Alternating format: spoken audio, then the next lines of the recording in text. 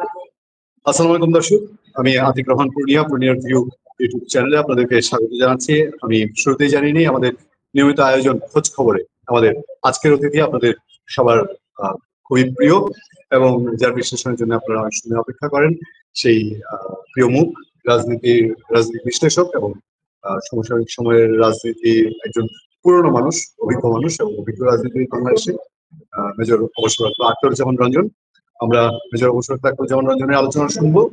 আমি শুরুতে আপনাদেরকে জানিয়ে নিই দর্শক যে আমাদের দেশে প্রতিনিয়ত ঘটনা ঘটছে। গতকালকে খুব আলোচিত একটা ঘটনা একটা ভাই, সেটা হলো তথ্য উপদেষ্টা মাহফুজ আলম। তিনি হঠাৎ করেই বললেন যে বাংলাদেশে সবগুলো রাজনৈতিক দল নিজেরা সংঘাতে জড়ানোর জন্য মুখিয়ে আছে এবং এই রাজনৈতিক দলগুলো যে সংঘাতে জড়াবে এটা আগামী কয়েকদিনের মধ্যে 2-3 মাসের মধ্যে দেখা যাবে। আপনি এর আগে অনেকবার বলেছেন নির্বাচনটা যদি না হয় একটা গৃহযুদ্ধ হবে, স্বাধীনতা সার্বভৌমত্ব হুমকির মুখে পড়বে, এই কথাটা অনেকে সাবধান করেছে এবং দিনকে দিন নির্বাচন দিকে যাচ্ছে, দেশ কিন্তু জটিলতা শেষ হয়ে যাবে। এরই মধ্যে বাংলাদেশের বহু দেশের ঊর্ধ্বতন সামরিক কর্মকর্তারা আনাগোনা করছেন। আপনি দেখেছেন যে আমেরিকার সোলজার আসা ট্রেনিং পারপাসে এসেছে, কিন্তু এটা নিয়ে অনেক আলোচনা হয়েছে। পাকিস্তানের খুবই ঊর্ধ্বতন একজন সামরিক কর্মকর্তা যাকে সেকেন্ড ইন কমান্ড বলা হচ্ছে, তিনি বাংলাদেশে এসে প্রধান উপদেষ্টার সঙ্গে দেখা করেছেন।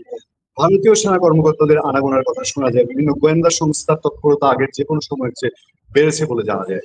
আমরা হেডলাইন করেছি দেশটা কি আসলে লেভেল প্লেইং ফিল্ড থাকবে নাকি ব্যাটল ফিল্ড করতে চায় কেউ।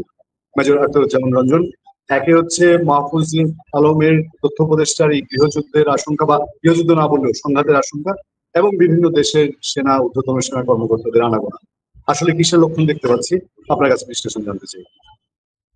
আসসালামু আলাইকুম পূর্ণিয়া, ধন্যবাদ আমাকেও আজকে আপনার অনুষ্ঠানে দাওয়াত জানানোর জন্য। আপনার মাধ্যমে আপনার অগণিত দর্শক শ্রোতাদেরকে জানাই আমার সশ্রদ্ধ সালাম। আসসালামু আলাইকুম। যে যেখানে আছেন ভালো থাকবেন, সুখে থাকবেন, শান্তিতে থাকবেন। আমার আবারও অনুরোধ থাকবে, সবচেয়ে বড় কথা নিরাপদে থাকার চেষ্টা করবেন। Mahfuz is a very young, straight forward, upright ছেলে। আমি ছেলে বললাম, সরি, তারা ছেলে এখন অনেক বয়স তাদের হয়েছে। তাদের ভিশনারিজ ভিউ আছে, তারা আমাদের মতো অন্ধ নয়, তারা সামনে দেখতে পায় আগামী। তারা এই প্রজন্ম, কিন্তু তারা এই প্রজন্মে হয়েও তারা কিন্তু ডিজিটাল যুগের, এবং ফলে তাদের তথ্য প্রবাহ অনেক বেশি তাদের কাছে, এবং সে তার উপরে সে আবার তথ্য উপদেষ্টা। ফলে যেহেতু সে একজন সচেতন ব্যক্তি এবং খুবই তীক্ষ্ণ বুদ্ধি রাখে এবং রাজনীতি সচেতন, রাজনৈতিক অতীত বর্তমান দুটাই সে ভালো জানে, বুঝে এবং ভবিষ্যৎ নিয়েও সে চিন্তা করতে পারে। আমি যতগুলো বক্তৃতা শুনেছি, হয়তো ছোট দল হওয়ার কারণে বা রাজনৈতিক শক্তিটা হারিয়ে ফেলার কারণে তারা এখন জাতির উপরে এত প্রভাব রাখতে পারছে না, কিন্তু তারা যে কথাগুলো বলে, বক্তব্যগুলো বলে, সেগুলো কিন্তু অনেক বেশি অর্থবহ এবং অনেক কিছু ইঙ্গিত বহন করে। কাজে মাহফুজ যে কথাটা বলেছেন, এটা আমি তার সঙ্গে অনেকটাই মানে সহমত পোষণ করে বলছি যে আসলে বাংলাদেশের রাজনীতিবিদরা সংঘাত ছাড়া কিছু বুঝে না, একে অপরের গীবত গাওয়া ছাড়া, একজন আরেকজনের বিরুদ্ধে কথা বলা ছাড়া, কারো বিরুদ্ধে ছাড়া। আপনি এখন পর্যন্ত দেখেন একজন কোন একটা রাজনৈতিক দল তার দলীয় নেতাদের ছাড়া অন্য কোন নেতাদের, অতীতের নেতা বলেন, 50 বছর, 100 বছর, 1000 বছর আগে নেতাদের বলেন, একজন নেতার মুখে দেখবেন কিনা যেই নেতাদের অনুসারী তারা না, বা যে ধর্মের অনুসারী তারা না, বা যেই গোষ্ঠীর অনুভূত তারা না, তার বাইরে কাউকে তারা ভালো মানুষ কাউকে দেখে কিনা, তাহলে মানুষের কোনো বক্তব্যকে তারা হাইলাইট করে কিনা বা তাদেরকে নিয়ে কথা বলে কিনা। এই দেশের রাজনীতিবিদরা প্রাথমিকভাবে যেটা হচ্ছে, সবচেয়ে ম্যাক্সিমাম অশিক্ষিত, লেখাপড়া করে না, সারাটা দিন খালি পান খায়, গল্প করে, আড্ডা মারে আর তদবির নিয়ে ব্যস্ত থাকে।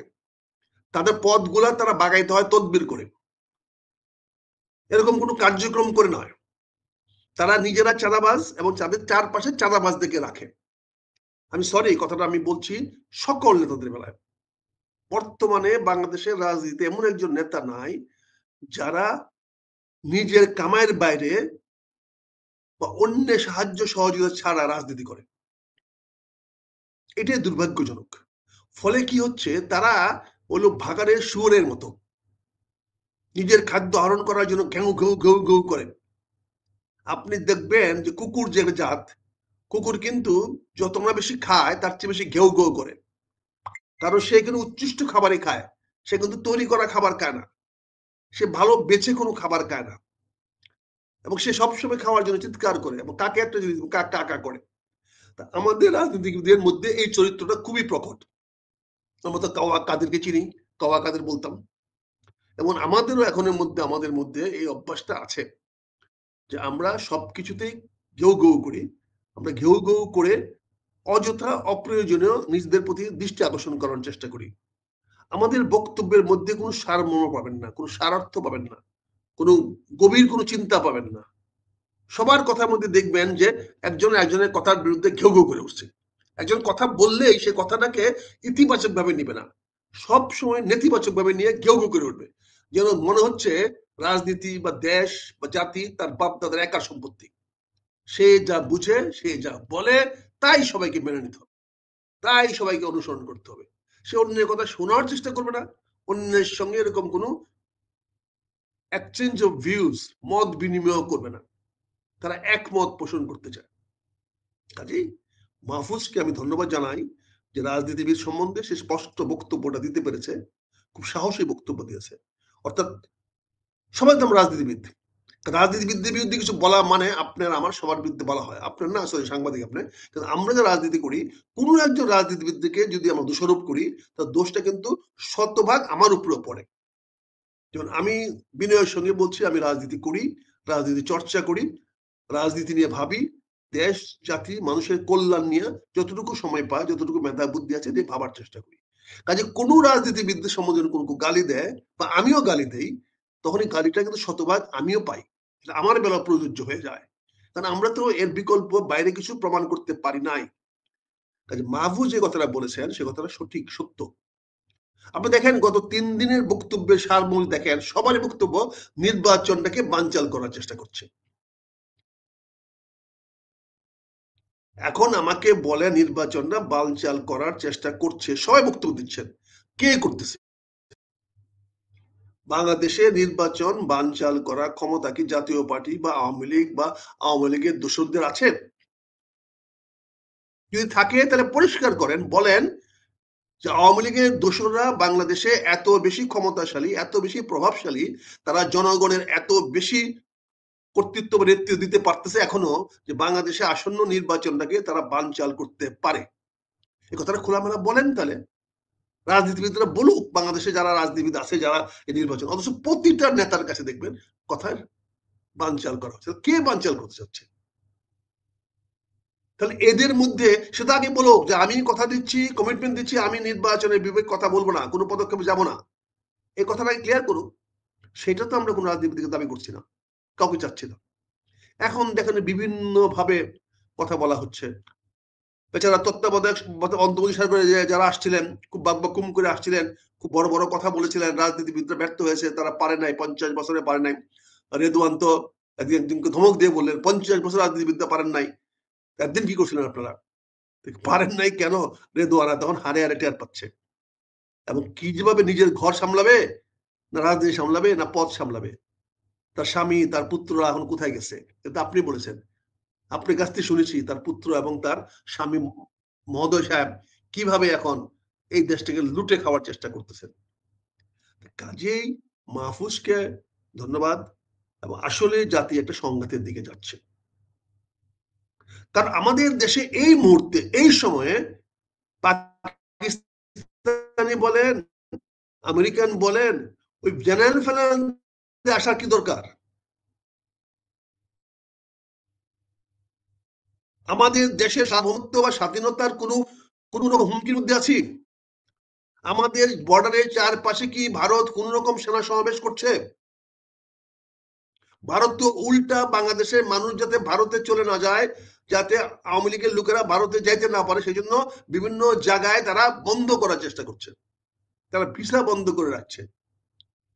এখন আমাদের দেশে যদি কেউ আক্রমণ করে, তাহলে তো প্রথমেই করবে ভারত। তা আক্রমণ করতে হলে তো ভারতের চারপাশে সেনা সমাবেশ করতে হবে, ভারতের সেনা চলাচল তো বাংলাদেশের সীমানার ওই পাশে দেখা দিতে হবে। এরকম কোনো কি দেখা গেছে? তাহলে আমাদের দেশে আমরা বিভিন্ন জেনারেল বিভিন্ন লোকদেরকে আনতেছি কেন? এই মির্জা ফির্জা, মির্জা শুনলে তো আমাদের ভয় লাগে। মীর জাফর, মির্জা ইস্কান্দর মির্জা, এই মির্জা শুনলে তো আমাদের ভয় লাগে। কারণ এই মির্জারা তো ইস্পাহানি, মির্জারা তো পাকিস্তানি না, তারা ইরানি। ইস্পাহান থেকে আসছে মির্জারা। মির্জা তো বাংলাদেশে এসে রাজপুতদের থেকে প্রথম ধর্মান্তরিত হয়েছে রাজপুতেরা। মুঘলদের সঙ্গে বিয়ে শাদী করে, মুঘলদের সঙ্গে সম্পর্ক তৈরি করা, তারা প্রথম ভারতের সুবিধাভোগী হলো এই মির্জারা, যারই একটি অংশ ছিল মীর জাফর আলী খান। তার এই বংশগুলাই তো মির্জা হিসাবে বাংলাদেশে পরিচিত। এবং মির্জারা হলো রাজপুতরাই প্রথম যখন মুঘলদের অধীনে মুসলমান হয় এবং তারা আত্মীয় মির্জা হয়েছে। এই মির্জা বংশটা ইস্পাহান থেকে আসছে। সেই ইস্পাহান এবং রাজপুত তাদের মিল্লা হয়েছে এই মির্জা। কাজে এই মির্জা থেকে এখন আসা দরকারটা কি? আর আসলে সেটা তো সেনাবাহিনী আসবে, সশস্ত্র বাহিনী আসবে। এখানে নিরাপত্তা উপদেষ্টার সঙ্গে ওদের চিফ অফ দ্য চেয়ারম্যানের কিন্তু কি সম্পর্ক? ওটা তো মিলিটারি পোস্ট, পলিটিক্যাল পোস্ট না। এখন এই পোস্ট কে করবে? কাকে করবেন? এই জেনারেল সাহেব আসছেন, উনি তো পাকিস্তান গভর্নমেন্টের কেউ না, রাষ্ট্রের তো কোনো না। সে হলো ওই দেশের মিলিটারি কমান্ডের একটি অংশ। জয়েন্ট চিফ অফ স্টাফ, আমাদের আর্ম ফোর্সেস আছে, আমাদের আর্ম ফোর্সেস ডিভিশন যেমন আছে, ওরকম ওদের একটা জয়েন্ট চিফ অফ স্টাফ আছে, অর্থাৎ সকল চিফ গুলো মিলে এক জায়গায় বসে, তার একটা চেয়ারম্যান। এটা হলো কেরানির পোস্ট। ওখানে তারা স্টাডি করে, কেরানি করে, কমান্ড না, it is a command post. এটা কমান্ড করার কোনো ক্ষমতা তার নাই। সে আসিফ দারের অধীনস্থ একটা কেরানি গ্রুপ, যারা ওই বিভিন্ন ওই সেমিনার সিম্পোজিয়াম করে বলা, আর এই মানে ওই যে আমাদের ডিজিএফআই কে যে গালাগালি করি, ওইরকম ডিজিএফআই দেরকে ওরা গাইড করে, আইএসআই গাইড করে। তারা তো রাষ্ট্রের কেউ না এবং সরকারি প্রতিষ্ঠানও না। ভারত কি বাংলাদেশে আক্রমণ করবে কিনা, হামলা করবে কিনা, গুরুত্বপূর্ণ তথ্য দিল আকরামুজ্জামান ও আতিক রহমান পূর্ণিয়া। আগামী দিনে এগুলা কি বুমেরাং হয়ে যাবে না? রাষ্ট্রের বিরুদ্ধে, জাতির বিরুদ্ধে ষড়যন্ত্রমূলক হয়ে যাবে না এগুলো? আপনি যদি আজকে বাংলাদেশকে যুদ্ধের দিকে নিয়ে যান, এর দায় তো যুদ্ধ করতে হবে তো আমাদেরকে, এই দেশের জনগণকে। ডক্টর ইউনূস তো যুদ্ধ করবেন না, খলিলুর রহমান সাহেব যুদ্ধ করবে না। যুদ্ধ করতে হবে বাংলাদেশের মানুষকে। অস্ত্র বলেন, রসদ বলেন, অর্থ বলেন, বিত্ত জনগণকে দিতে হবে। তারপরে দেখেন আজকে কথা নাই বার্তা নাই, হঠাৎ করে ঢাকা বিমানবন্দর স্টেশনে অস্ত্র সহ বিশাল একটা অস্ত্র ভান্ডার ধরা পড়লো। ভাই, আন্ডারগ্রাউন্ডে আর 10টা pistol is not a joke. আন্ডার ওয়ার্ল্ডে যদি কারো কাছে 10টা পিস্তল থাকে, আন্ডার ওয়ার্ল্ডে কিন্তু সে একটা বিশাল ডন, সে একটা বিশাল মাফিয়া, বা সে একটা বিশাল জঙ্গিবাদী গোষ্ঠী। এখানে কেউ এলএমজি নিয়ে ঘুরবে না, রাইফেল নিয়ে ঘুরবে না। পিস্তল গুলো থাকা এটা অনেক বেশি বিপজ্জনক। তবে এটা কোথায় ধরা পেল? আমার আন্তর্জাতিক বিমানবন্দরের পাশে ধরা পেল। ইচ্ছা করে ধরা যায় নাই। তার মানে কেউ না কেউ তাদের ভিতর থেকে জিনিসটা ফাঁস করে দিয়েছে। ফাঁস করে দিয়েছে বলেই এগুলো ধরা খেয়েছে। এগুলো হলো ট্যাকটিক্স, স্যাম্পলিং টেস্টিং বলা হয়। যে আমি 10টা মাল, আমি স্মাগলার, আমি 10টা মাল স্মাগলিং করব, আমি 10টা গোল্ড বার স্মাগলিং করব, বা আমি 10টা অস্ত্র স্মাগলিং করব।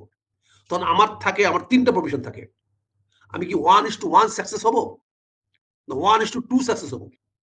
অর্থাৎ আমি 3টা অপারেশন করব, 3টা অস্ত্র ঢুকাবো, একটা ধরায় দেব, আর 2টা নিরাপদে নিয়ে যাব। এটাকে বলা হয় one of the risky method of smuggling, risky method of infiltration, 1:2। অর্থাৎ 3টা অ্যাটেম্প নেওয়া হবে, 3টা অ্যাটেম্পের মধ্যে একটা ইচ্ছাকৃতভাবে ধরায় দিয়ে তাদেরকে ডাইভার্ট করে দেওয়া হবে, তাদেরকে অন্যদিকে লাগাই দিবে, আর ওই যে গ্যাপের মধ্যে, আগে পিছিয়ে গ্যাপের মধ্যে বিফোর একটা আফটার একটা দুটো পার করে দেবে। বাট এটাকে বলা হয় ঝুঁকিপূর্ণ। কিন্তু অনেকে এটাকে বাড়ায় নেয় 5টার মধ্যে একটা, 7টার মধ্যে একটা, বা 10টার মধ্যে একটা। অর্থাৎ 10টা অপারেশন হবে, একটা ধরায় দেবে। ওরাই বলে দিবে যে এটা ধরায় দিবে। ধরায় দিলে কি হবে? ধরার পরে ধরার জন্য 2-3 দিন তারা খুব প্রস্তুতি নিবে, তাদেরকে আগে থেকে জানাবে যে অমুক দিন একটা মাল হিন্দে আসবে, ঢাকা পোর্টে হোক বা আমার যে কোনো বর্ডার দিয়ে হোক বা বাংলাদেশের যে কোনো জায়গায় ট্রেনে হোক বাসে হোক, এই মালটা আসবে 2 দিনের মধ্যে, আমি ডেটটা আপনি জানাবো। তার মানে আমার এন্টায়ার মেকানিজম এটা ডিভোটেড হয়ে গেল ওইটার দিকে, অর্থাৎ চট্টগ্রাম দিয়ে আসবে, সবাই চট্টগ্রামের দিকে ডিভোটেড, বা ঢাকা বিমানবন্দর দিয়ে আসবে, বিমানবন্দরে সবাই অ্যাটেনশন দিচ্ছে, বাকি দিকে অ্যাটেনশন গুলো লুজ হয়ে যাচ্ছে। তো ওই 3 দিন, তারপর যদি মালটা ধরবে সেদিন ধরার পরে খুব একটা সাসপেন্সে থাকবে, তারপরে ধরার পরে এই যে ছবি ফটো সেশন হবে, মিডিয়া হবে, এটা আবার বিভিন্ন মহলে, উচ্চ মহলে জানানো হবে, ক্রেডিট নিবে, কোন অফিসার ক্রেডিট দিতে হবে, সে আবার তকমা পাবে, বুঝতে পারছেন না? এই ফাঁকে দেয়া যারা যেটা করার, চট্টগ্রামে ব্যস্ত রাইখা যশোর দিয়ে করায় দিবে, যশোরে ব্যস্ত রাইখা ময়মনসিংহ দিয়ে করায় দিবে, এইভাবে এটা মাফিয়ারা করে থাকে। এটা মাফিয়া ট্রেডিং, এটা মাফিয়া ম্যানেজমেন্ট। আকরাম ভাই, আমি একটা জিনিস জানতে চাই। সেটা হলো, আপনি যেহেতু বলছেন যে এই যে যুদ্ধ যুদ্ধ একটা ভাব, বা কেন বাংলাদেশের দিকে ইন্ডিয়া অ্যাটাক করবে কি করবে না, গত 2 দিনে একটা ঘটনা ঘটেছে, আপনি দেখবেন খেয়াল করে, ঢাকা মহানগর পুলিশ কমিশনার তিনি বলছেন যে পার্শ্ববর্তী দেশ যদি আমাদের উপর কোনো হস্তক্ষেপ করে আমি যুদ্ধ করবো। মেজর হাফিজ নির্বিঘ্ন বলেছেন যে ভারত যদি কোনো রকম ইন্টারফেয়ার করে যুদ্ধ হবে। হ্যাঁ, তারপরে দেখেন এই যে 13 টন গুলির খোসা পাওয়া গেছে। আপনি এই যে 8টা 10টা বলেছেন, গুলা কি আসলে কি বোঝা যাচ্ছে বুঝতে পারছি না। এগুলো তো বোঝার কিছু না। আমি একটা ব্যক্তির নাম বললেন, আমি সেটা কিছু বলতে চাই না। এখন প্রশ্ন হচ্ছে, ভারত যদি এটা করতে চায় বা করার ইচ্ছাই জাগে, তাহলে তো ভারতের মুভমেন্ট তো আমরা দেখবো, আমাদের তো তৎপর থাকতে হবে। আপনি দেখেন, ভারত আমেরিকান প্রেসিডেন্টের সঙ্গে দেখা হবে বলে থাইল্যান্ডে গেল না। কি বলবেন? ভারত সঙ্গে শুল্ক নিয়ে, বিভিন্ন বিষয় নিয়ে ট্রাম্পের সঙ্গে তাদের খুব মতবিরোধ চলতেছে। এখন আগামীতে নির্বাচন আসতেছে ওদের সামনে। এখন মোদি সাহেব যদি ট্রাম্পের সঙ্গে থাইল্যান্ডে গিয়ে, সরি মালয়েশিয়াতে গিয়ে যদি একবারে হ্যান্ডশেক করে, তাহলেও ভারতবাসীরা খেপে যাবেন। আবার যদি চুপ করে দাঁড়ায় থাকে, ট্রাম্প সাহেব খেপে যাবেন। ট্রাম্প সাহেব ভাবে, হ্যাঁ বেটা আমার সঙ্গে রাগ দেখাচ্ছস, আমার সঙ্গে মান মহিমন দেখাচ্ছস, হ্যাঁ আমার দিকে এসে হাত মিলাস না। আবার যদি ও আগায় গিয়ে হাত মিলতে যায়, তাহলে ভারতবাসী খেপে যাবে যে আমেরিকান প্রেসিডেন্ট আমাদেরকে এত টাফ টাইম দিচ্ছে, আমাদেরকে আমেরিকা থেকে বের করে দিচ্ছে, আমাদের উপরে অতিরিক্ত শুল্ক ধার্য করছে, আর তুমি তার সঙ্গে হাত মিলাতে যাও তার সঙ্গে হাত মিলাও, আর ভারতে এসো না। সো সে এইটা অ্যাভয়েড করার জন্য সে বিহারে 3-4 মাস পর নির্বাচন হবে, সেই গ্রাউন্ড দেখায়া সে মালয়েশিয়া গেল না, সে ভিডিও কনফারেন্সের মাধ্যমে ভিডিওতে বক্তব্য দিয়ে দিল। This is call politics. This is the স্টেটসম্যানসরা পলিটিক্স করে এইভাবে। সে সেখানে গেলে তার যে কি হইতো আর কি হলো না, এটা বোঝার চেষ্টা করেন। কাজে ভারত বাংলাদেশকে আক্রমণ করবে আর সে ট্রাম্পের সঙ্গে হাত মিলাতে যাবে না, এটা কোন গাধার বাচ্চা বিশ্বাস করে বলেন তো? এই গাধাগুলা কারা? এরা কে মিলিটারি শিখাইছে? কে তারে নিরাপত্তা শিখাইছে? সে কইতে নিরাপত্তা শিখছে যে ভারত বাংলাদেশের উপরে আক্রমণ করবে, ভারত বাংলাদেশের সীমান্তে সমস্যা সৃষ্টি করবে, আর সেই ভারত মার্কিন যুক্তরাষ্ট্রের সঙ্গে, চীনের সঙ্গে একসঙ্গে মিলার চিন্তা করবে না। যে মালয়েশিয়াতে চীনের সঙ্গে ট্রাম্পের দেখা হবে, যে মালয়েশিয়া কনফারেন্সে, এশিয়ান কনফারেন্সে জিনপিং এর সঙ্গে ট্রাম্পের দেখা হবে, সেখানে মোদি গেল না। আর আপনারা ভাবতেছেন যে বাংলাদেশের উপরে মোদি সাহেব ভারতীয় বাহিনী আক্রমণ করবে, এরকম একটা যুদ্ধ ভাব করবে। এই সমস্ত গাধাদের নিয়ে জিও পলিটিক্স বুঝাইতে চান আমাদেরকে, তাহলে আমরা দুঃখ ছাড়া তো কিছু করার নাই। আমরা তো এত জ্ঞানী বুদ্ধিও নাই। তবে ওই গাধাগুলো যে গাধা, এইটা শুধু বলতে পারি। কাজেই দেখেন, আজকে পাশাপাশি আরেকটা জিনিস দেখেন, অলরেডি মায়ানমার আর্মি আরাকান আর্মির কাছ থেকে তারা জায়গা উদ্ধার করার কাজ শুরু করে দিয়েছে। ইতিমধ্যে অনেকগুলো জায়গার উদ্ধার শুরু হয়ে গেছে। হয়তো আগামী কিছুদিনের মধ্যে আমরা দেখতে পারবো যে আরাকান আবার মায়ানমারের অধীনস্থ হয়ে গেছে, মায়ানমারের নিয়ন্ত্রণে চলে গেছে। এখানে তো একটা খেলা আছে। এখানে তো চায়না পুরা অল আউট সাপোর্ট দিচ্ছে মায়ানমারকে, এবং তারা বিমান বাহিনী দিয়ে ট্যাঙ্ক দিয়ে সাহায্য করতেছে আরাকান আর্মিকে ওখান থেকে বিতাড়িত করতে। আর আরাকান আর্মির পিছনে কাজ করতেছে, দূরে থেকে কাজ করতেছে ভারত, সরাসরি কাজ করতেছে মার্কিন যুক্তরাষ্ট্র। আর সেখানে মার্কিন যুক্তরাষ্ট্রের স্ট্র্যাটেজি হলো বাংলাদেশকে এটার মধ্যে ইনভলভ করানো, বাংলাদেশকে এর সঙ্গে নিয়ে আসা, এবং বাংলাদেশকে নিয়ে আসার জন্য ভারতের যে কি চাপ বা আমেরিকান যুক্তরাষ্ট্র কি চাপ দিবে, এটা তো সিনেটের সামনে মার্কিন রাষ্ট্রদূতের ইন্টারভিউতে বা ওই পরীক্ষাতে বোঝা গেছে। সে তো প্রথম পরীক্ষাতে প্রশ্ন উত্তর দিয়ে আসছে, আমি বাংলাদেশটাকে চীনের থেকে সরায় নিয়ে আসবো, এই ব্রত নিয়ে আসতেছে মার্কিন যুক্তরাষ্ট্র। অর্থাৎ চীনদের সঙ্গে যেন বাংলাদেশের সম্পর্ক ভালো না থাকে। তাহলে আক্রমণটা কোন দিক থেকে আসবে? আরাকান আর্মি যখন বিতাড়িত হয়ে যাবে, মায়ানমার যখন পূর্ণ নিয়ন্ত্রণ নিয়ে নিতে পারবে আরাকানের উপরে, আবার রোহিঙ্গাদের উপরে, আবার রাখাইন রাজ্যে, আবার তখন সীমান্তটা কার সঙ্গে হবে? আবার আবার তো মায়ানমারের সঙ্গে আমার সীমান্ত হবে। তো ভারত আমাকে আক্রমণ করবে আর সেই জন্য পাকিস্তানি জেনারেল আমি নিয়ে আসবো, এটা তো আপনি বাধ্য করতেছেন, এগুলা মানুষকে ধোঁকা দেওয়ার চেষ্টা করতেছেন, বোঝানোর চেষ্টা করছেন।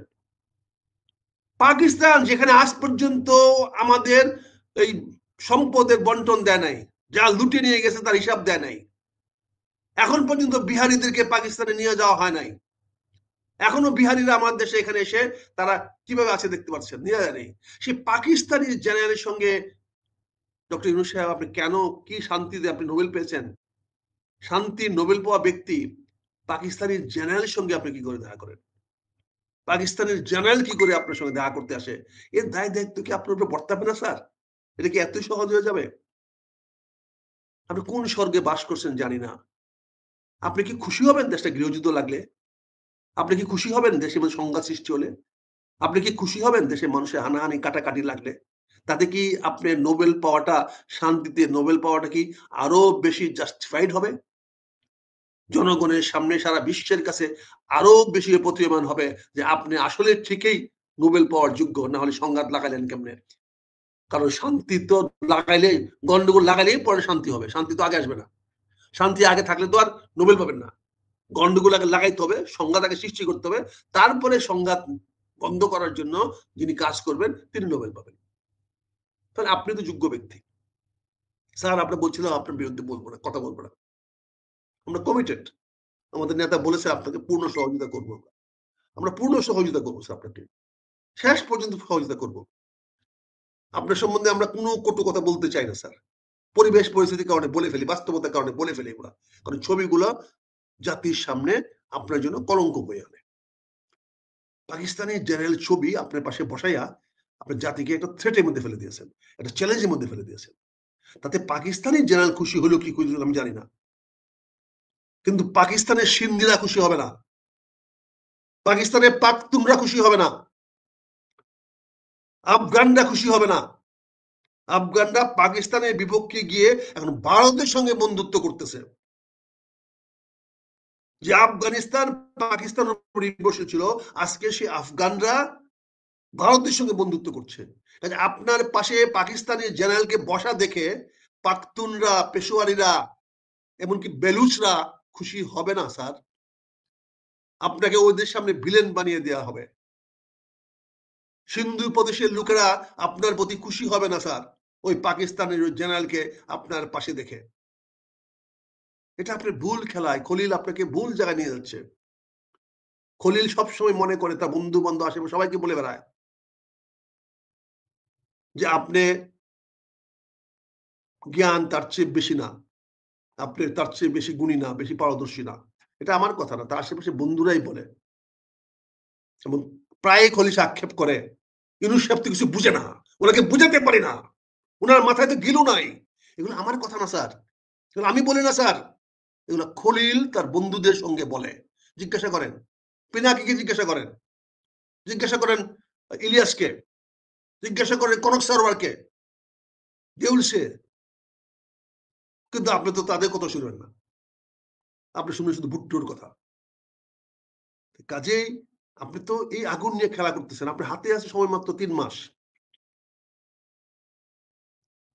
এই 3 মাসের মধ্যে তো আপনি সমস্ত কিছু লেজে গোবে লাগাই দিচ্ছেন।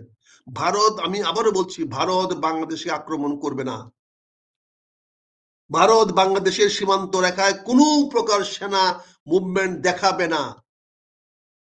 যতদিন পর্যন্ত সরকার থাকবে, ভারত তার নিজের স্ট্র্যাটেজিক্যাল কারণে, নিজের জিও পলিটিক্যাল কারণে, নিজের রাজনীতির স্বার্থে, বুদ্ধিতে, মেধাতে তারা বাংলাদেশের সীমান্তে কোনো প্রকার সৈন্য সমাবেশ দেখাবে না।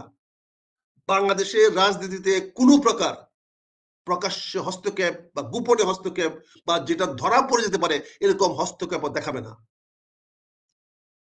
এখানে আওয়ামী লীগ মাটিতে এসে, বাংলাদেশের মাটিতে এসে প্রকাশ্যে বড় কোনো বিরোধ সৃষ্টি করবে না।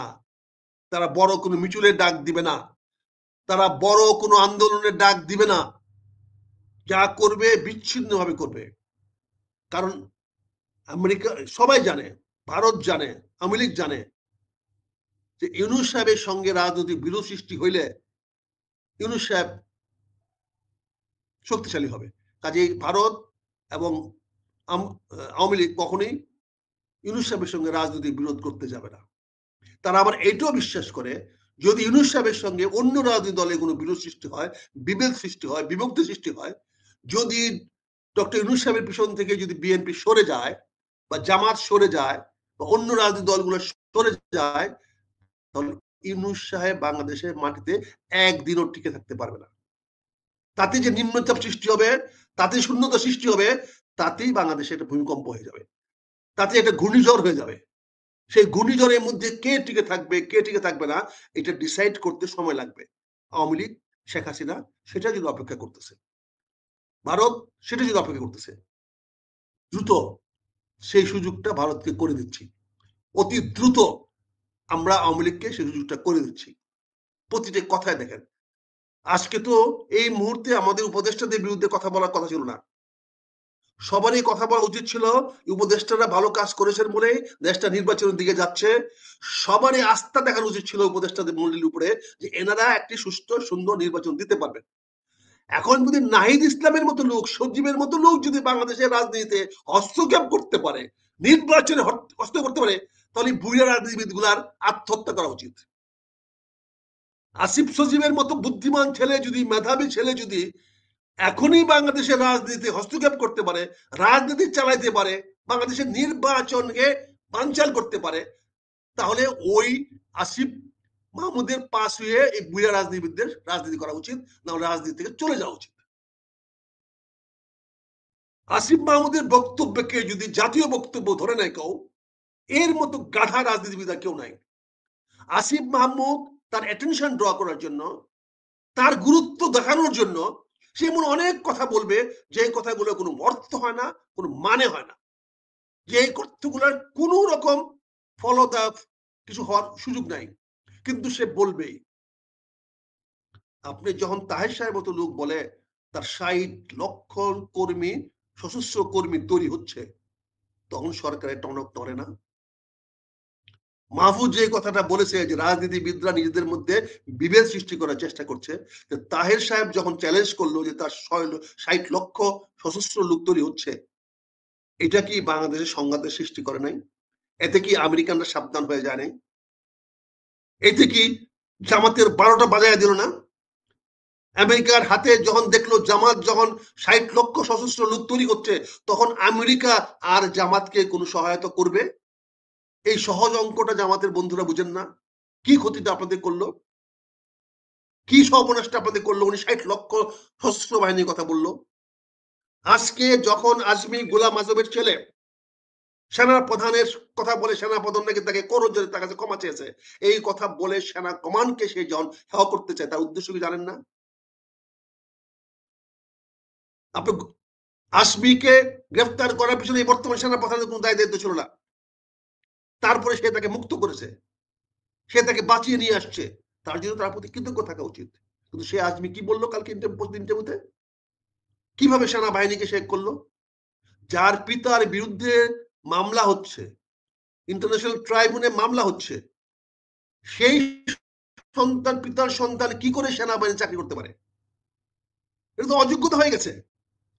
যার পিতার বিরুদ্ধে প্রকাশ্যে ইন্টারন্যাশনাল আন্তর্জাতিক অপরাধ দমন আইনে মামলা হচ্ছে, তৎপুত্র কি করে সামরিক ভাবে চাকরি করতে পারে? সে যত ভালো অফিসার হোক, তার প্রতি আমার কোনো বিদ্বেষ নাই, বিরোধ নাই, তার পুরো ফ্যামিলির সঙ্গে আমার সম্পর্ক, বিরোধ নাই, কিন্তু তৎপুত্র কি করে সেনাবাহিনী চাকরি করতে পারবে?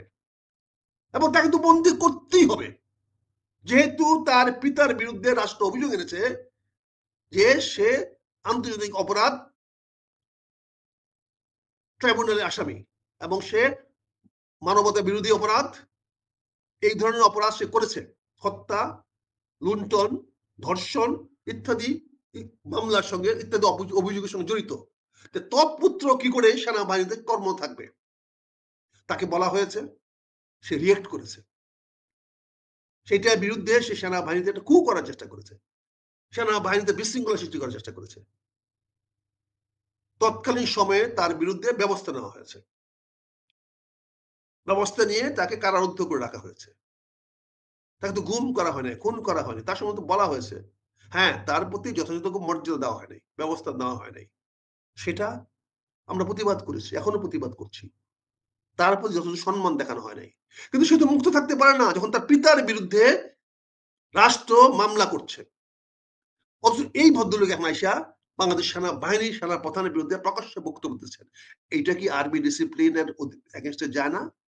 সে আজকে আল্লাহর কথা বলে আল্লাহর নির্দেশ মানার জন্য উনি করতেছেন। তো উনার বাবা যে আমাদেরকে হত্যা করেছিল, আল্লাহর নির্দেশ হত্যা করেছিল ৭১ সনে। তিনি যে পাকিস্তানের পক্ষে যুদ্ধ করেছিলেন আমাদের বিপক্ষে, বাংলাদেশের বিপক্ষে, সেদিন কি তিনি আল্লাহর হুকুমে করেছিলেন না? আল্লাহ কি তাকে হুকুম দিয়েছিল বাংলাদেশের মুসলমানদেরকে মেরে ফেল? সেদিন আল্লাহর হুকুম কোথায় ছিল? উনি আজকে টেলিভিশনে আল্লাহর হুকুম শোনান আমাদেরকে, উনি ইসলামিক রাষ্ট্রের কথা শোনান। উনি যদি আজকে সেনাবাহিনী থাকতো, তাহলে বাংলাদেশ সেনাবাহিনী কি অবস্থা হইতো বুঝতে পারেন আজকে? আজকে যে ৬০ লক্ষ সশস্ত্র বাহিনীর কথা বলা হয়, তার মধ্যে কতজন পুলিশে আছে, বিডিআর এ আছে, আর্মিতে আছে, বিজেপিতে আছে, র্যাবে আছে, আমরা জানি না। এটা হয়তো প্রমাণ হবে যখন বিস্ফোরণ হবে, যখন কেউ বিক্ষোভ নিয়ে, বিদ্রোহ নিয়ে বেরিয়ে আসবে, তখন প্রমাণ হবে কতজন বাংলাদেশের পক্ষে, কতজন ওই সশস্ত্র বাহিনীর পক্ষে। এগুলো তো বিপজ্জনক বক্তব্য বলা হচ্ছে, এগুলো আপনারা কেউ কগনিশন নেন না, এগুলো দেখেন না।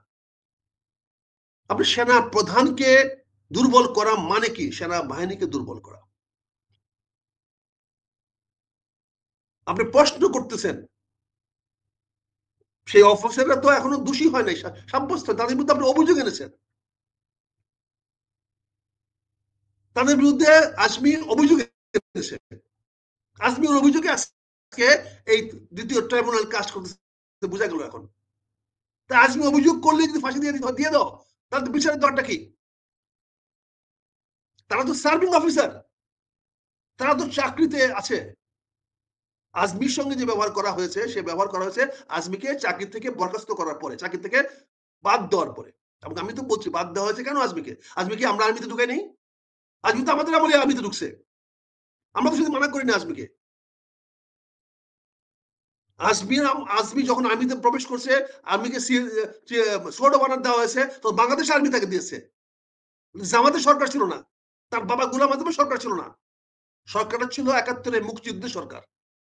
৭১-এর মুক্তিযুদ্ধের মাধ্যমে যে সংবিধান তৈরি হয়েছে, সেই সংবিধানের সরকার। আজমি যে সোর্ড অফ অনার পেয়েছিল, সেই সোর্ড অফ অনার পেতে গিয়া সে যে শপথ নিয়েছে যে সংবিধানকে মেনে চলবে, সেই সংবিধানই কিন্তু তাকে সোর্ড অফ অনার দিয়েছিল, সেই সংবিধানই তাকে বাংলাদেশের রাষ্ট্রে চাকরি দিয়েছিল। তৎপরে যখন আমি জানি তার প্রতি যে দুর্ব্যবহার করা হয়েছে, খারাপ ব্যবহার করা হয়েছে, আমি সেটা নিন্দা জানাই, আগেও জানিয়েছি, এখনো জানাচ্ছি। এখন কে তাকে গার্ড দিছে, কে অফিসে তার কি করছে, কে তাকে খাওন দেয় নাই, কে তাকে কিছু করে নাই? আরে ভাই, আপনি যখন ছিলেন আর্মিতে আপনি কি করছেন বলেন? আপনি তো অর্ডার ডিফাই করেছেন, তো অর্ডার ডিফাই করতে পারেন আপনি? আপনি সেনাবাহিনীতে আল্লাহর অর্ডার পালন করতে হলে আপনাকে সেনাবাহিনী অর্ডার যদি কন্ট্রাডিক্ট করে, তাহলে আপনাকে চাকরি ছেড়ে দিতে হবে। আপনি আল্লাহর অর্ডার মানতে গিয়ে, আল্লাহর নির্দেশ মানতে গিয়া সামরিক বাহিনীর নির্দেশ অমান্য করতে পারেন না, কখনোই পারেন না, কোনো অবস্থাতেই পারেন না। আপনি যদি কন্ট্রাডিক্ট করে আল্লাহর নির্দেশের সঙ্গে, তাহলে আপনি পদটা ছেড়ে দিবেন, আপনি সেই পদে থাকবেন না, সেই চাকরিটা ছেড়ে দিবেন। এটি আল্লাহর বিধান। আল্লাহ সেটাই বলেছে, আপনি আল্লাহকে এইভাবে বাজারে বিক্রি করেন না। কোরআন শরীফ থেকেও আরবি 2 লাইন বললে দিলেই আপনি কোরআন বিশারদ হয়ে গেলেন না। কোরআন সম্বন্ধে বলতে হলেই আরবিতে বলতে হবে, এরকম কোনো বাধ্যবাধকতা নাই। ওখান থেকে সূরা কোনো কোট করতে হলে আরবিতে কোট করতে হবে, তাও আবার ভুল উচ্চারণে, এরকম কোনো বাধ্যবাধকতা নাই। কাজেই এই কথাগুলো আমি কেন বললাম, এই সমস্ত জিনিসগুলো তো বিভেদ সৃষ্টি করা হচ্ছে। আজকে নির্বাচনের মাধ্যমে জামাত একটা নির্বাচনে জয়লাভ করার একটা প্রচুর সম্ভাবনা সৃষ্টি হয়েছে, প্রচন্ডতম সম্ভাবনা সৃষ্টি হয়েছে। আজকে জামাত যদি ট্যাক্টফুল হয়, জামাত যদি কৌশলী হয়, জামাত যদি ধৈর্য ধারণ করে, ঢাকা বিশ্ববিদ্যালয় সহ সকল বিশ্ববিদ্যালয়ে যে ফলাফলগুলো হয়েছে, সে ফলাফলের ভিত্তিতে আমরা বলতে পারি আগামী নির্বাচনে জামাত জয়ী হওয়ার সম্ভাবনা সবচেয়ে বেশি নিশ্চিত। বিএনপি এত নিশ্চিত না যত নিশ্চিত জামাতের পক্ষে। কারণ দুইটা, কারণ আওয়ামী লীগ বেঁচে থাকার জন্য বিএনপির এগেনস্টে ভোট দিবে। কারণ একটা জিনিস খেয়াল করে দেখেন, গত 1.5 বছরে যত মামলা হয়েছে আওয়ামী লীগের বিরুদ্ধে, কোন মামলা কিন্তু জামাতের লোক করে নাই, কোন মামলা কিন্তু অন্য কোন রাজনৈতিক দল করে নাই, এমনকি এনসিপি করে নাই। সকল মামলাগুলা করেছে বিএনপি নেতা কর্মীরা, আমার ভাইরা। এবং এখনো পুলিশকে পার্সু করে, তাদেরকে গ্রেফতার করার জন্য, তাদের বাড়ি বাড়ি হামলা করার জন্য পার্সু করে আমার ভাইরা, আমার দলের নেতা কর্মীরা। আমি যদিও দল থেকে বহিষ্কৃত, কিন্তু আমি তো দলের বহিষ্কৃত বললে আমি দলকে এখন ওন করি। হয়তো দল আমাকে ওন করে না, কিন্তু আমি আজীবন দলকে ওন করব, করে যাচ্ছি। আমি দেশমাতা খালেদা জিয়ার দল করি, রাজনীতি করি। আমি শহীদ রাষ্ট্রপতি জিয়াউর রহমানের রাজনীতি দল করি। আমি তারেক রহমানকে নেতা হিসেবে মানি। বহিষ্কার মাথা পেতে মেনে নিয়েছি বলেই তো আমি বহিষ্কৃত। আমি তো বিদ্রোহী নেতা না, আমি তো দল ছেড়ে চলে যাইনি, আমি দল থেকে বিদ্রোহ করি নাই, দল থেকে বেরিয়ে যাইনি। আমি আমার বক্তব্য বলেছি, দল পছন্দ করে না, আমাকে বহিষ্কার করেছে, আমি মাথা পেতে মেনে নিয়েছি। কিন্তু আজকে আওয়ামী লীগ জানে সবচেয়ে বেশি ক্ষতি কারা করতেছে। আজকে সারা গ্রাম গঞ্জে সকল এলাকার আওয়ামী লীগের নেতারা দৌড়ের উপরে আছে শুধু বিএনপিতে কারণে। চাঁদাবাজি করলে বিএনপি লোক করতেছে, তাদের অত্যাচার করলে বিএনপি লোক করতেছে, তাদের মাল সম্পত্তি দখল করতেছে বিএনপি, তাদের স্কুল কলেজে গভর্নিং বডি ম্যানেজিং কমিটি তাদের প্রতিষ্ঠান থেকে বিচ্যুত করতেছে বিএনপি। জামাত তো কিছু করতেছে না। ফলে নির্বাচন হইলে বিএনপিকে আওয়ামী লীগের লোকেরা ভোট দিবে না, এটা অতি স্বাভাবিক। কারণ যদি তাকে ভোট দিয়ে জয়লাভ করা শক্তিশালী হয়, তাহলে সবচেয়ে বেশি ক্ষতিগ্রস্ত হবে আওয়ামী লীগের লোকেরা। এই জন্য আওয়ামী লীগ চায় সুষ্ঠু নির্বাচন হোক, নির্বাচনে জামাত জয়লাভ করুক। জামাত জয়লাভ করলে তার দুইটা লাভ হবে। একটা হলো তারা আপদকালীন মুক্তি হবে, তারা জামাতের সঙ্গে বার্গেন করতে পারবে যে আমরা আওয়ামী লীগকে বাদ দিয়ে, আমরা বিএনপিকে বাদ দিয়ে আপনাকে জয়ী করেছি, আমাদের স্বার্থ দেখবেন, আমাদের নিরাপত্তা দেখবেন বলে। আর 2 নম্বর হবে, তখন বাংলাদেশের সরকার, জামাতের সরকার হয় ভারতের সঙ্গে আতাত করতে মিলতে বাধ্য হবে, না হলে ভারত বিরোধী শক্তিশালী অবস্থান গ্রহণ করতে হবে। এই দুইটাই হবে আওয়ামী লীগের পক্ষে। যদি তারা ভারতের সঙ্গে বন্ধুত্ব সৃষ্টি করে, তাহলে জনগণের মধ্যে বিভ্রান্তি সৃষ্টি হবে। তখন বলবে যে জামাত আওয়ামী লীগের ভারতের সঙ্গে বন্ধুত্ব করলে খারাপ হয় না, আমরা করলে খারাপ হয়। আর যদি জামাত আলাদাভাবে এন্টি ভারত হিসেবে দাঁড়িয়ে যায়, তাহলে আওয়ামী লীগ এন্টি ভারতীয় দুর্গ ভাঙ্গার জন্য আওয়ামী লীগ ভারতের কাছে একটা অতি বিশ্বস্ত এবং অনুগত বাহিনী হিসেবে গড়ে উঠবে, এবং তারা সুযোগ পাবে আবার সে জামাতের চক্রটাকে ভাঙ্গার জন্য। কাজে আগামী নির্বাচনে পরিষ্কার, এই নির্বাচন হলে জামাতের পক্ষে অনেক আসন পাওয়া সম্ভব, বিজয় হওয়া সম্ভব। এবং দেখেন বিএনপির অবস্থানটাকে দুর্বল করার জন্য অন্তর্বর্তী সরকারও সচেষ্ট। দেখেন সম্প্রতি আরপিও সংশোধন করেছে, কি বলেছে যে জোটভুক্ত নির্বাচন করলেও দলীয় মার্কা থাকবে। তার মানে কি, জোটভুক্ত নির্বাচন যদি করে তাহলে বিএনপির যে মার্কা সেটা হবে সবচেয়ে বড় মার্কা। একমাত্র বিএনপি 300 আসনে ধানের শীষ মার্কা দিতে পারবে। জামাত সরকার গঠন করার মতো জনপ্রিয়তা পাইতে পারে, ভোট পাইতে পারে, কিন্তু 300 আসনে জামাত আসনে তার প্রার্থীরা দিতে পারবে না, কিন্তু বিএনপি 300 দিতে পারবে। কিন্তু এখন যদি ধানের শীষের মার্কা নিয়ে তার যে জোট যদি অন্যরা করে, সেই জোটের জন্য 100 আসনে যদি ছেড়ে দেওয়া হয়, আর সে 100 আসনে যদি অন্য মার্কা হয়, অন্য দলীয় মার্কা নিয়ে করে, জোট বিএনপিরই, কিন্তু সেখানে পরিষ্কার হয়ে গেল যে বিএনপি 300 আসনে প্রতিযোগিতা করে নাই। আর ওই 100 লোক যে বিএনপির পক্ষে, এইটা ঘরে ঘরে গিয়ে কে বুঝাবে? মানুষ রিমোট ছড়াই দিবে যে এরাও জামাতের লোক, এরা এনসিবির লোক, এরা ইন্ডিয়ার লোক, এরা আওয়ামী লীগের লোক, এদেরকে ভোট দাও। তখন কি হবে? ফলে বিএনপির 300 আসনে যেন ধানের শীষ চাইতে না পারে, সেইটার জন্য এটা করা হয়েছে, এবং এটার থেকে তারা সরে আসবে না। যতই চিঠি লেখেন ভাই, যতই তদবির করেন, আপনি তো বেকায়দা পড়ে গেছেন। না পারবেন আন্দোলন করতে, না পারবেন এটা সহ্য করতে। এটা মেনে এখন নির্বাচনে যেতে হবে।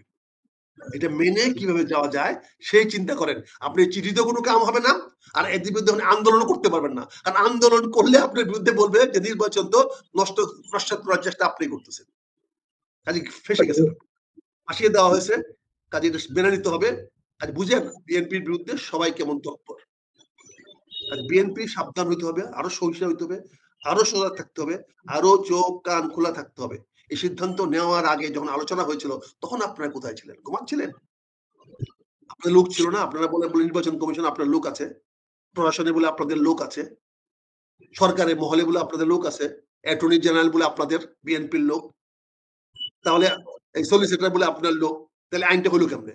সলিসিটর যদি বিএনপির লোক হয়ে থাকে বা আমাদের মনোবল লোক হয়ে থাকে, তাহলে আইনটা হলো কেমনে? আপনি জানতেন না আগে? হওয়ার আগে কেন বাধা দিলেন না? হওয়ার আগে কেন আপনি এটা চাপ সৃষ্টি করলেন না? এটা হইতে না দিতেন, কিন্তু সিদ্ধান্তটা নেওয়ার সুযোগ কেন করে দিলেন? আপনারা বলছেন যে ইলেকশন কমিশনের চিফ সচিব আপনাদের লোক, তাহলে সচিব কি করে সে আইনটা পাস করাতে দিল? তো এগুলো কাকে বলবো, কার বিরুদ্ধে বলবো ভাই? আমার নেতা তারেক রহমান সাহেব কাছে আমরা তো উনি ওদিন দেখলাম একটা ভালো ধমক দিয়েছেন, খুব ভালো লাগছে আমার। আমি যে বলছি আপনাকে কে বললো? আমরা যে প্রতিদিন ওনাকে বিক্রি করি, প্রতিদিন প্রতি মুহূর্তে যে বিক্রি করি, এমন কোন জায়গা নাই যে আমরা তারেক রহমান সাহেবকে বিক্রি করি না। এটা হাতে নাতে প্রমাণ তো দিন পাকুন্দিয়ার মাঠে আপনারা দেখলেন। পাকুন্দিয়ার মাঠে তারেক রহমান সাহেব তো বললেন আপনার সঙ্গে আমার কথাই হয় নাই। আপনাকে আমি কখন বললাম যে আমি বলছি এটা আপনাকে? কিন্তু এইভাবে বলছেন প্রকাশ্যে। দেখো, আপনি বুঝতেই পারছেন আমরা এই নেতারা, আমরা তো ওই ছাড়া নেতাগিরি করতে পারি না, আমরা তো বিক্রি করে খাই, আমরা নেতাদের বিক্রি করে খাই। আমি প্রথমেই বলেছি আমাদের এদেশের রাজনীতিবিদদের এদের নিজস্ব কোনো ব্যক্তিত্ব নাই, নিজস্ব কোনো অবস্থান নাই, তারা তোষামদি করে, তারা পদলেহন করে রাজনীতি করে, এবং এটা তারেক রহমান সাহেব পরিষ্কার করে দিলেন। একটা জিনিস আমি আবারও বিনয়ের সঙ্গে বলছি, যে কথা দিচ্ছেন, জনাব তারেক রহমান সাহেব লন্ডন থেকে হজে যান, ভালো কথা। এইটা সামরিক উপদেষ্টা ঘোষণা করতে হবে কেন? সামরিক উপদেষ্টা কি ওনার সামরিক দেশনেত্রী বেগম খালেদা জিয়ার চেয়ারম্যানের সামরিক উপদেষ্টা কি ব্যক্তিগত নিরাপত্তা নিয়ে কথা বলে, ব্যক্তিগত প্রোগ্রাম নিয়ে কথা বলে? তার তো সচিব আছে, ওই আমাদের এই যে সচিবের দায়িত্ব পালন করে, বা তাদের বিভিন্ন হিজবি আছে, এরা আছে, এটা দিলেন। এবং উনি সৌদি আরবে যাবেন, ওনার পাসপোর্ট কই? পাসপোর্ট ইস্যু করা হয়েছে? ওনাকে পাসপোর্ট দেওয়া হয়েছে? এই খবরটা কি আমরা প্রকাশ করেছি? আমরা কি জানিয়ে জাতিকে যে ওনাকে পাসপোর্ট দেওয়া হয়েছে, ওনার পাসপোর্ট পেয়েছেন উনি? ওনার সকল মামলা কি প্রত্যাহার হয়েছে? ওনার বিরুদ্ধে এখনো তো জেলের মামলা আছে, যেগুলো বিমানবন্দরে আসলেই আইন বলবে তাকে জেলে যেতে হবে। এগুলা কি সুরাহা হয়েছে? এগুলা সুরাহা না হয়ে একজন বলে দিলেন যে উনি যাবেন উমরা পালন করতে, উমরা পালন করে বাংলাদেশে আসবেন। এটা এবার বলতে উমরা পালন করতে যাবেন, এটাই তো ভালো ছিল, উমরা পালন করতে যাবেন, উমরা পালন শেষে আসবেন। কিন্তু উনার এই ব্যবস্থাটা তো দল থেকে সিদ্ধান্ত দিবে, মহাসচিব বলতে পারতো, কিন্তু এটা কেন বলা হলো? তার মানে আপনি তো বিভ্রান্ত ছড়াচ্ছেন। আপনি তো তারেক রহমান সাহেবের কোন প্রতিনিধি বক্তব্যটা আমরা শুনবো, কোন বক্তব্যটা আমরা সত্য বলে মেনে নেব? এগুলা প্রতিবাদ করলে তো আমরা খারাপ হয়ে যাই। এদের বিরুদ্ধে কথা বললে তো উনার মাথাটা খারাপ করে দেয়, খারাপ করে আমাদের উপরে খড়গনা মানিয়ে আসে। আমরা তো উনাকে বলি না যে আপনি আন্দোলনে ব্যর্থ হচ্ছেন, আমি তো এই নেতাদেরকে বলছিলাম যারা বুরকা পরে নেতাগিরি করে, যারা আন্দোলনের সময় পাওয়া যায় না, তাদের বিরুদ্ধে বলছিলাম যে আপনি যে আন্দোলন যাচ্ছেন না, আন্দোলনে যাচ্ছেন, নেতাগিরি করতেছেন, আপনাদের মানুষ জুতাপেটা করবে। এইটাকে বললো তারেক রহমান সাহেবকে আমি বলছি। আর উনিও আগে পিছিয়ে সামনে চিন্তা না করে আল্লাহ জানে কার কথায় কি অবস্থায় কি মুডে ছিলেন, আটটার সঙ্গে সঙ্গে আমাকে বহিষ্কার। আমার কোনো পদই নাই, আমার দলের সদস্য পদই নাই, আমাকে বহিষ্কার করলে কি না করলে কি। আমি তো 91 সনে না, আমি তো 2008 সনে নির্বাচন করি নাই, আমি তো বিএনপির টিকিট তো চাইনি 1996 সনের ভোটার বিহীন ভোটে, আমি তো করি নাই, আমি তো দল ছেড়ে নির্বাচন করি নাই। আমি 2018 সনের প্রতিবাদ হিসেবে নির্বাচন করেছি, দেশমাতা খালেদা জিয়ার মুক্তি আন্দোলন হিসেবে আমি করেছি। আমি এখনো বলছি দেশমাতা খালেদা জিয়ার মুক্তি আন্দোলনের জন্য আমি নির্বাচন করেছি 2018 সনে। কেউ বলতে পারবে, একটা বক্তব্য দেখাতে পারবে আগে আমি ভোট চেয়েছি মানুষের কাছে? হাজার হাজার লোক মিছিল করেছে, স্লোগান দিয়েছে মুক্তি চাই, দেশমাতা খালেদা জিয়ার মুক্তি চাই। আমার লিফলেট হয়েছে দেশমাতা খালেদা জিয়ার মুক্তি চাই। ঘরে ঘরে আমি 5 লক্ষ লিফলেট বিতরণ করেছি আমি পটিয়াদির পাকুন্দিয়া পদ্ধতি মানুষের ঘরে ঘরে। দেশমাতা খালেদা জিয়ার মুক্তি চাই, এবং কেন মুক্তি চাই, কি করে মুক্তি চাই সেটা লিখে 2 পৃষ্ঠার লিফলেট আমি প্রতিটি মানুষের ঘরে ঘরে 5 লক্ষ পোস্টার ছাপিয়ে করেছি। আমি তো আন্দোলনের অংশ হিসাবে আমি আসতেছি, আমি যে কথাটা আজকে আসছে জন্য অনেক, তুমি ওই কোন ধরনের কথা বললা যে আমাদের দেশে মানে আমরা কোন দিকে যাচ্ছি বলছি, আমরা করেছি, সেই নির্বাচন আমি করেছি। আগামীতে নির্বাচন দল নমিনেশন না দিলে করব, আর দিলেও যে আমি বলেছি যে আমি দলের বাইরে তো যাবো না, এখন তো প্রয়োজন না। এখন দল যদি যোগ্য প্রার্থীকে না দেয়, ভালো প্রার্থীকে না দেয়, তাহলে আমি কি আবারও আমরা ভুগাবো, আমরা এর কষ্টে যাব? আজকে নেতা কর্মীরা হতাশ। আজকে আমরা দেখেন নির্বাচনে প্রার্থীদের নাম ঘোষণা করতে পারতেছি না, আমরা জামাত সুযোগ নিচ্ছে। একেবারে সরি ইন্টারফেয়ার, আমরা প্রায় শেষের দিকে, আমাদের 51 মিনিট ক্রস হয়েছে, যে কোনো সময় লাইন করতে পারি। জামাত ঘুরে ঘুরে যাচ্ছে, মসজিদে যাচ্ছে, প্রতি শুক্রবারে তারা মসজিদে যাচ্ছে, প্রতি আসরের নামাজে তারা মসজিদে যাচ্ছে, গিয়ে ভোট চাচ্ছে। আমরা পিছিয়ে পড়ে যাচ্ছি, আমরা পারতেছি না এখন পর্যন্ত। আমি এখনো বলবো যে আপনার প্রার্থীগুলা সিদ্ধান্ত নিয়ে রাখেন, প্রকাশ করেন না, অপেক্ষা করেন। তবে আমরা যে ওনার নাম ভাঙ্গায় খাই, এটা তুমি প্রমাণ পাইলেন।